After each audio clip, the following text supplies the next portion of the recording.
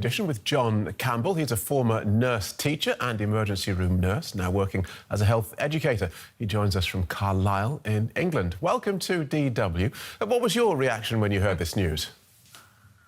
Not at all surprised. In fact, I wondered why it's taking quite so long, quite so long to come through, because there's been quite a few high-risk behaviours that's been taken part in, not wearing a mask, going around in places that are quite confined.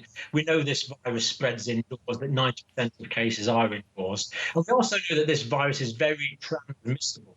It's very easy to catch, and we know there's a high prevalence of it in the United States. So I wasn't at all surprised to hear that he actually caught this virus. OK, now the president's a 74-year-old man. He's 6'4" and obese. We're told he's in good spirits, but given those general health conditions, what can we guess about his likelihood of making a full recovery?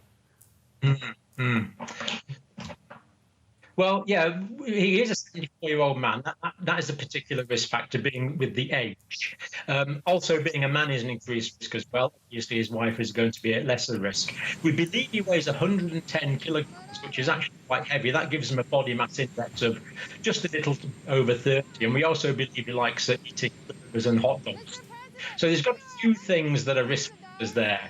He's also got a few things in his favour. We believe he's fairly active. He plays golf regularly, as we know. He's a complete non-drinker. He's a non-smoker. And he does have regular medical tests. But we can actually quantify now to some degree how likely it is that he'll make a recovery, or how likely it is that things go badly for him. There's a recent meta-analysis of 111 different papers been put together by an Australian team. And at 75 years of age, they found that the infection fatality rate is 4.2%. So we can actually quantify this. Now, that means it gives them a 95.8% chance of making full recovery. But of course, he could be ill in the meantime. We don't know about it. If you think of the case of our Prime Minister, Boris Johnson, he was actually working at home reasonably. It wasn't well, but he wasn't that ill either, for about 9 days, and then his condition deteriorated sharply. This is a very unpredictable virus, and it could go either way. There is an element of risk here, there's no doubt about that, but that risk of mortality is in the order of somewhere under 5%. OK, so we're expecting good things. We're expecting as a recovery. But despite suffering only mild symptoms, he has postponed all immediate campaign events. Is that what you'd expect? Oh, absolutely. I mean, he is infectious at the moment. People are most infectious perhaps the day before they get symptoms and for the first few days after they get symptoms.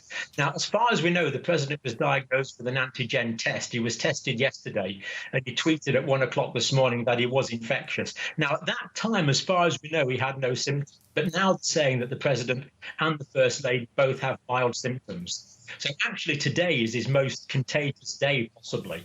So it's very important that he isolates. He'll have to carry on isolating as long as he's got symptoms, and for some time after that. So I imagine he'll be isolated until his testing negative. So he's got a bit to go yet, and an unpredictable course. All right.